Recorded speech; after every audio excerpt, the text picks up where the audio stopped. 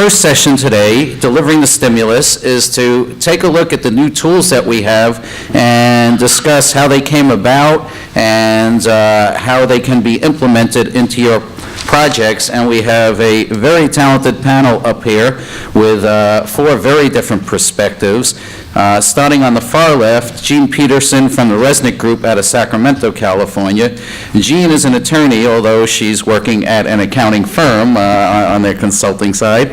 And probably in a room full of Californians, Jeanne doesn't really need, or tax credit professional anyway, Jeanne doesn't need much of an introduction because she's been in the field for a long, long time. Prior to joining Reznick, she was at the California Tax Credit Allocation Committee, serving in the role that Bill Paveo is serving in today. And prior to coming out to California, Jeanne had many years working at the Michigan agency, so she's really been involved in the tax credit program from its first days in 1986 and involved in affordable housing for many years before that. Sitting next to Jeanne is Joe Rubenzahl from Community Economics in Oakland, California, and Joel is a consultant who has worked with affordable housing providers also for a very long time, has been involved in tax credit development since the beginning of the program, and actually more recently has found an heir in Washington and has played a key role in helping shape some of the new proposals, some of the new tools that we have in the stimulus package. And Joe will help us understand the background and how things have come about over the past several months. Sitting to Joel's right is Ronne Thielen, the former president of National Housing and Rehabilitation Association and an executive with Centerline Capital out of Irvine, California. Ronne also has been involved in this business since the very beginning. In fact, I think she worked at the National Council of State Housing Agencies at the time that this program was inactive.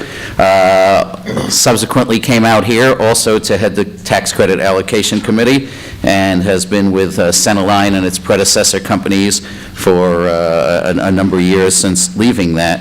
And Ronne is really an instrumental participant in shaping all of NH&RA's activities and programmings, and we always look forward to hearing what she has to say and appreciate her insight. She also has been active as the chairwoman of the Affordable Housing Tax Credit Coalition for over the past few years and has been instrumentally involved in the industry's lobbying efforts in Washington in that capacity as well.